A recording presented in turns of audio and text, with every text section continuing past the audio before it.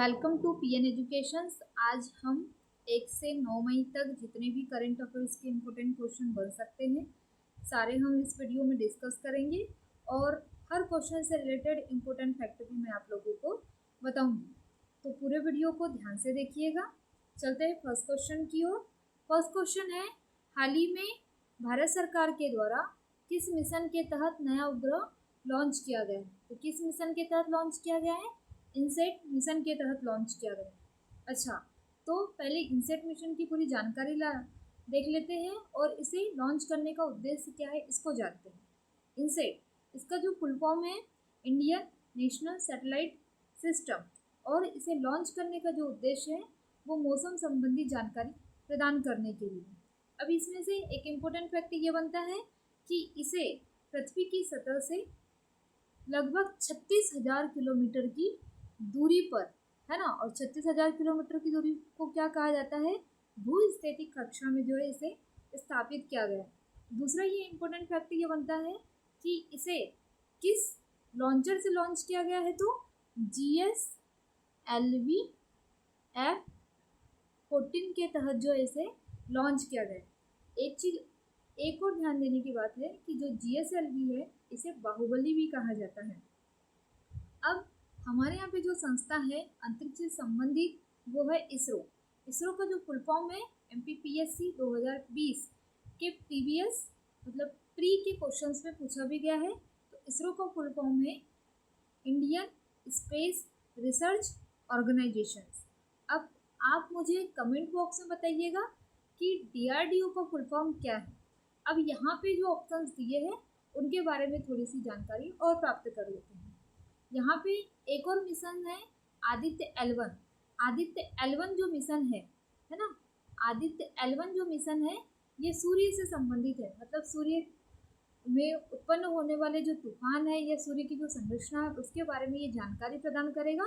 और ये जो मिशन है आदित्य L1 से 2024 में लॉन्च किया गया था। ठीक है, एक और मिशन है गगनयान। अभी हाल ही में जो है 2025 में शुभांशु शुक्ला एक्सम्यू 4 से जो है अंतरिक्ष स्पेस स्टेशन पर गए थे, जिसमें गगनयान के तहत 4 अंतरिक्ष यात्री है। उनमें से एक जो व्यक्ति है शुभांशु शुक्ला, वो अंतरिक्ष स्पेस स्टेशन में गए थे। लास्ट डी वाला ऑप्शन है नाविक मिशन। ये जो नाविक मिशन है ये भारतीयों को GPS सिस्टम प्रदान करता है। GPS मतलब कि आपको एक भौगोलिक स्थिति प्रदान करता है। ठीक है, तो अब चलते हैं नेक्स्ट क्वेश्चन की ओर। और नेक्स्ट क्वेश्चन क्या है कि हाल ही में किस राज्य ने जो है नई शिक्षा नीति लागू की है? तो किस राज्य ने नई शिक्षा नीति लागू की है भैया आपकी? तो उत्तर प्रदेश ने जो है नई शिक्षा नीति लागू की गई है। इसके बारे में भी थोड़ी सी जानकारी प्राप्त कर लेते हैं।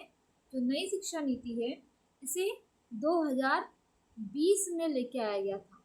इसे लाने का उद्देश्य क्या है और किस कमेटी ने जो है नई शिक्षा नीति लागू की, है ना? तो ये जो नई शिक्षा नीति है इसका मुख्य उद्देश्य था भारतीय शिक्षा प्रणाली को आधुनिक बनाना। क्योंकि हमारे यहाँ पे जो शिक्षा दी जाती थी वो एक कहना चाहिए रोजगार प्रदान नहीं कर रही थी, कौशल प्रदान नहीं कर रही थी। एक रट्टू मतलब एक रटने वाली जो प्रवृत्ति थी केवल उसी पर बेस्ड थी।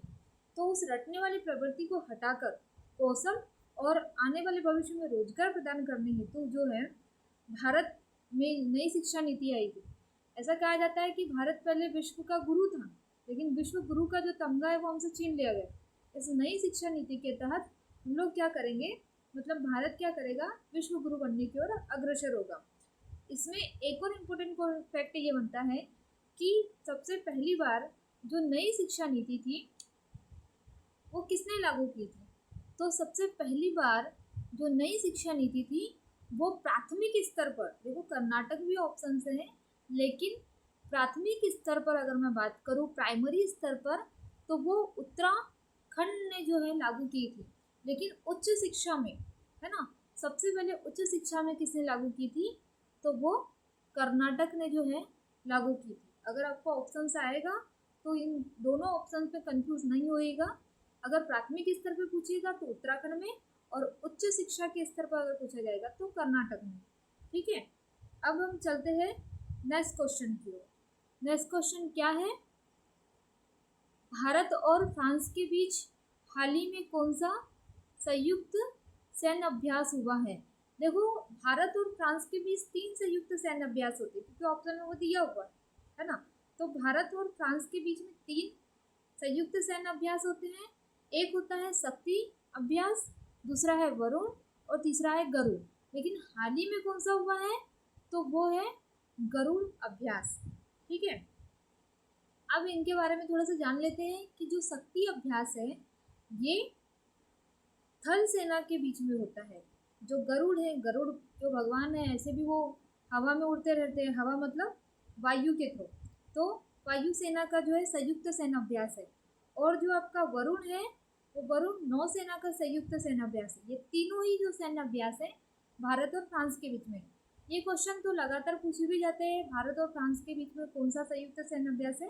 तो आप थोड़ा तीनों के बारे में जानकारी दे दीजिएगा, शक्ति अभ्यास, वरुण और गरुड़ अभ्यास। ठीक है, आप मुझे कमेंट बॉक्स में बताइएगा कि मित्र शक्ति जो अभ्यास है वो भारत और किन देशों के बीच में होता है। ठीक है, अब हम चलते हैं नेक्स्ट क्वेश्चन की ओर।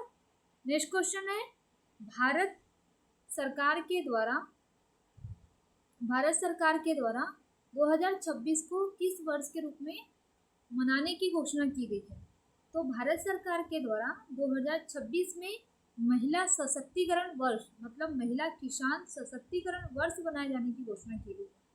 अब ये जो वर्ष है ये यूएनओ के द्वारा भी घोषित किया गया है। 2026 में यूएनओ के द्वारा 2 नए वर्ष बनाए जाने की, मतलब 2026 में 2 नए वर्ष बनाए जाने की घोषणा की गई है। एक महिला किसान वर्ष और दूसरा पशु चारागृह वर्ष। ठीक है, तो ये यूएनओ के द्वारा किया गया है, लेकिन भारत सरकार के द्वारा 2026 को महिला सशक्तिकरण वर्ष बनाया गया है ना।